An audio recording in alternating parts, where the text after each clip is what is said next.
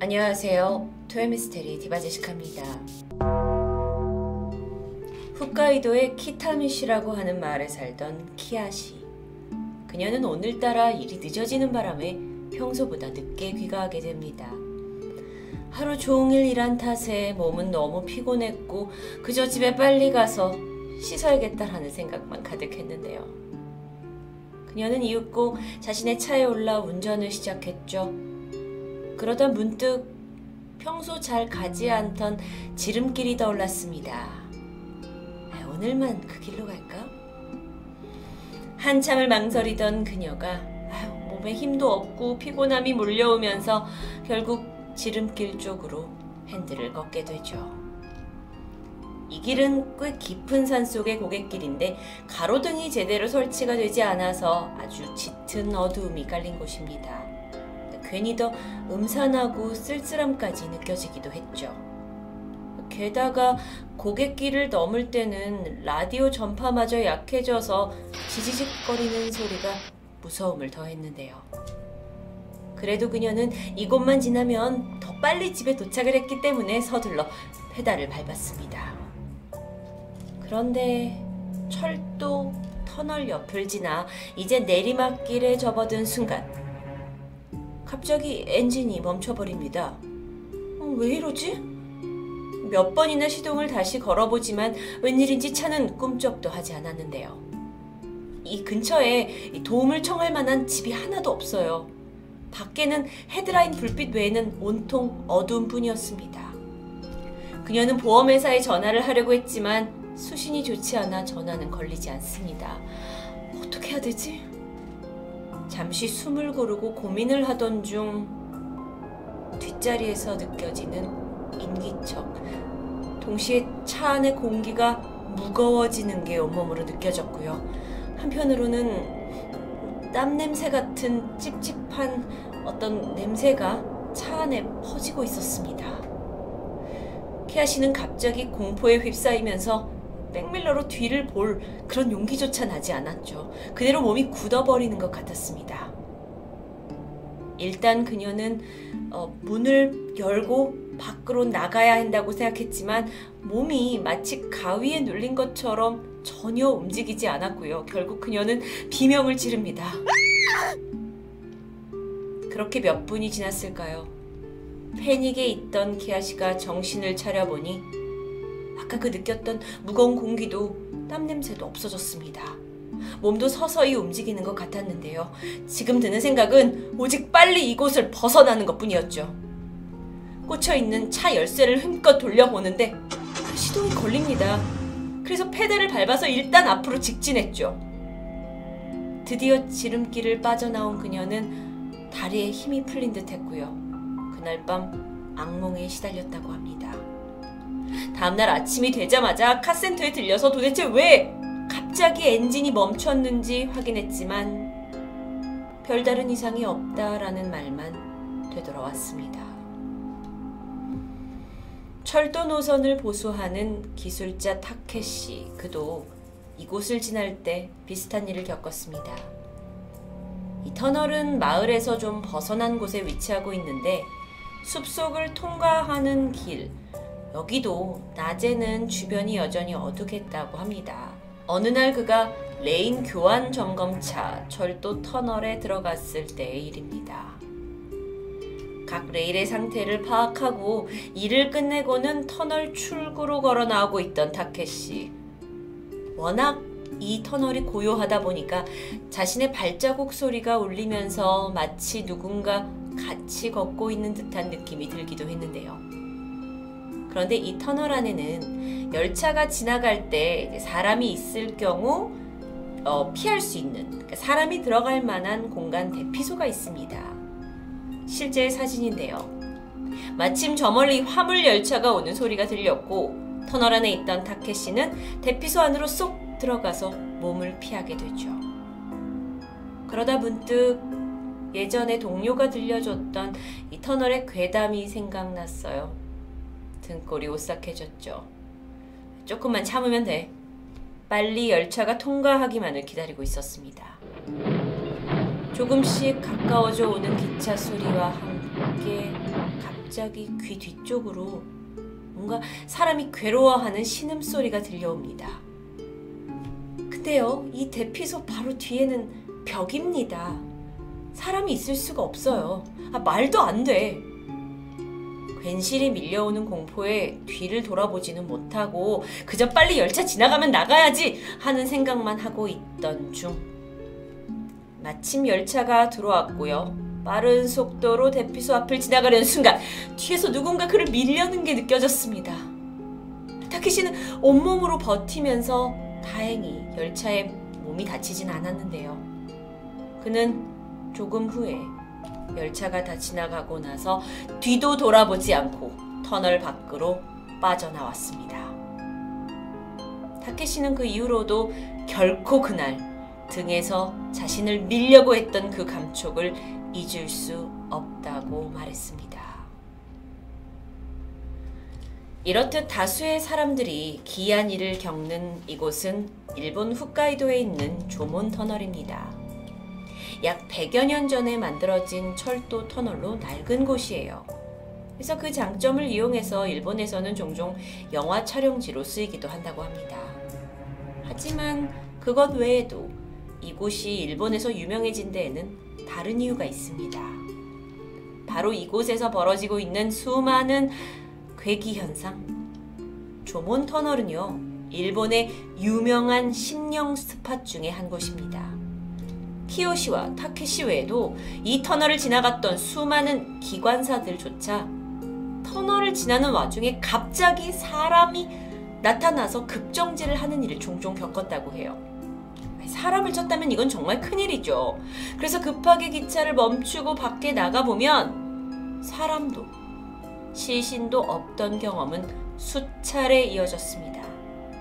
실제로 한 번 이상 이런 현상을 겪어서 그 트라우마가 남아서 더 이상은 기관차 운전을 할 수 없게 돼버린 사람들도 있었다고 전해집니다. 이렇다 보니 조몬 터널은 심령 스팟이다 라는 타이틀로 소문이 나면서 오히려 귀신을 보겠다고 방문하는 사람이 많아졌는데요. 그들 중 다수가 겪은 현상을 종합해보면 터널 안과 주변에서 원인을 알 수 없는 이상한 소리가 귓가에 맴도고요. 그런 어떤 이명현상을 겪게 됩니다. 또 아무런 이유 없이 우환이 들고 막 현기증의 구역질 증상을 호소하기도 했죠. 조몬 터널, 실제 다녀온 사람의 영상으로 확인해보죠. はい、それでは縄文トンネルです。中に入っていきたいと思います。このようになっております。非常にですね、声がここを歩いた方が楽そうです。非常にあれなんですよ、トンネルの中っていうのはね、本当にこうやって一本道なので、特に面白い絵があった。 아니 이곳을 어떻게 이렇게 계속 걸어다닐 생각을 하죠? 전 진짜 무서워서. さあ、そういうわけで、そういうわけでっていうね、口癖もそろそろ直しておきたいと思います。さあ、 이렇듯 많은 일본인이 방문하고 있는 조몬 터널. 이곳에서는 다른 곳에서는 결코 느낄 수 없었던 심령 현상이 계속되었는데, 이건 사실 1941년 이 터널 개통 당시부터 발생했다고 전해집니다. 그렇다면 이게 만들어진 초창기부터 혹시 어떤 사연이 있는 건 아닐까요? 조몬 터널은 알고 보면 아주 잔혹하고 처참한 타코베야 노동으로 건설된 일화가 있습니다. 타코베야 노동이라는 건 한국어로 번역하면 문어방 노동? 문어는 구멍에 들어가는 것을 좋아하는 습성을 가지고 있는데, 이걸 이용해서 문어를 잡을 때면 이 단지를 쓴다고 합니다. 그래서 문어가 이곳을 이제 숨을 곳으로 알고 들어가기 때문이죠. 그런데 좀 무서운 건 위협을 느낀 문어가 단지 안에 들어가서 자기 다리를 뜯어먹기 시작하고 이후 그렇게 6개월까지 버틴다는 겁니다. 타코베야 노동은 이 조몬 터널 건설 당시 노동력이 부족했던 홋카이도에서 이걸 해결하기 위해 노동자에게 거짓 정보를 흘려서 모집을 하면서 시작됩니다. 홋카이도에 오기만 하면 여행 경비를 성금으로 지불해 줄게요 라는 광고와 함께 많은 사람들이 모여들었고요. 이후 건설에 투입된 노동자들은 그 계약에 묶여서 고향에 돌아가지도 못하고 한동안 모진 노동에 혹사됩니다. 이 타코베야 노동의 실태는 실로 상상을 훨씬 뛰어넘습니다. 일단 식사가 9시와 3시 하루에 2번 지급되는데 반찬은 매일 된장 하나. 규칙상 식사는 서서 해야 합니다. 혹여나 이탈할 것을 우려해서 감시관이 늘 지키고 있는 마치 감옥 같은 곳에서 생활을 하고요. 그들이 밖으로 나가는 한 개의 문에는 방울이 달려 있습니다. 밖에는 자물쇠로 굳게 잠궈져 있고요. 마치 동물을 사육하는 듯한 장소처럼 느껴지기도 하죠.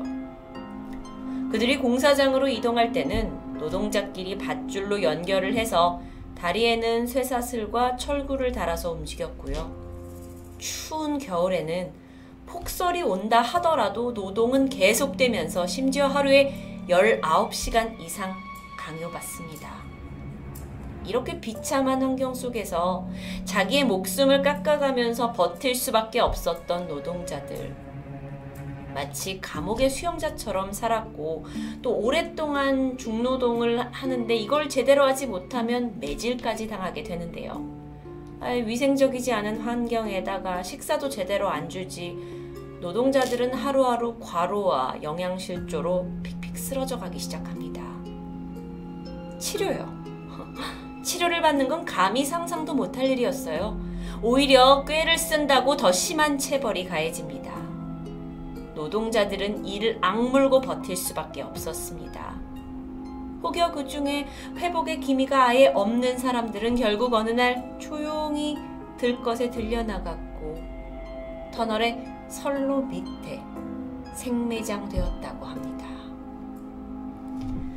이런 인간 이하의 대접을 참지 못해서 밤에 몰래 도망치려다 붙잡힌 한 노동자는 감시관이 본보기를 보여준다면서 모두가 보는 앞에서 몸이 묶인 채 몽둥이로 때려 맞았고요. 알몸으로 추운 밤에 그냥 버려지는 고문을 당합니다. 그러다 보니 많은 사람이 사망했겠죠. 그 시신은 터널 근처 숲에 아무렇게나 묻히게 됩니다. 실제로 지시를 제대로 따르지 않았다고 사부로 심하게 맞아 죽은 노동자들이 있었는데요. 그 시신이 터널 안 벽에 묻혔다는 이야기가 일본에선 전설처럼 내려오고 있었습니다. 더 끔찍한 건 실제 1968년에 발생한 홋카이도 지진, 그 이후에 조몬터널의 벽면 일부가 손상되고 이걸 개수 공사를 하던 도중 벽 안쪽에서 두개골이 발견되었습니다. 여기엔 머리를 맞은 듯한 선이 뚜렷하게 남아있었죠. 그러니까 전설은 전설이 아니라 사실이었던 겁니다. 이후에도 터널 주변 공사 때 시시때때로 사람의 유골이 발견되었고요. 최종적으로 50여 구의 유골이 확인됩니다. 그러다 보니 일본에서도 이거 진상을 밝혀라 하고 발굴 조사가 시작됐고 추가적으로 10구의 유골이 더 발견되었습니다. 사람을 생매장한 터널이었다라는 거죠. 실제로 1912년 3월부터 공사가 끝난 1914년 10월까지 수백 명의 사망자가 나온 것으로 추정됩니다. 그 중에 일부는 터널의 주변, 터널의 밑, 터널의 벽면에 묻히게 된 거고요. 그리고 시기적으로 이때가 일제강점기입니다. 노동자들 중에는 강제로 일본에 끌려간 조선 사람들도 상당수 포함되었다고 합니다. 이런 잔혹한 역사와 한 맺힌 영혼들이 깃들여져 있는 곳이다 보니 결국 한 단체에서 1980년에 이 노동자들의 명복을 빌고자 조몬터널이 내려다 보이는 고지대에 추모비가 세워졌는데요. 그렇다 해도 심령 현상은 쉽사리 멈추지 않았다고 합니다. 쉴 틈 없이 수십 시간을 일을 하고 또 일을 해도 그들의 형편은 나아지지 않았고 굴레를 벗어날 수 없다라는 절망감이 어쩌면 이 후대에 한이 되어서 이상한 현상으로까지 이어지는 걸까요? 그런데 문득 그런 절망감이 과거의 이야기만은 아니라는 생각이 듭니다. 공장에서 비정규직으로 힘든 노동을 감행하다 안타깝게 사고로 목숨을 잃은 그런 일들은 지금도 벌어지고 있으니까요. 일본의 심령 스팟 조몬 터널. 혹 일부의 사람들은 귀신 한번 보겠다라는 마음으로 이곳을 방문하지만 이곳에 꼼짝없이 갇혀서 일만 하다 억울하게 죽어간 그들의 원혼 또한 우리가 생각해야 할 것 같습니다. 토요미스테리 디바제시카였습니다.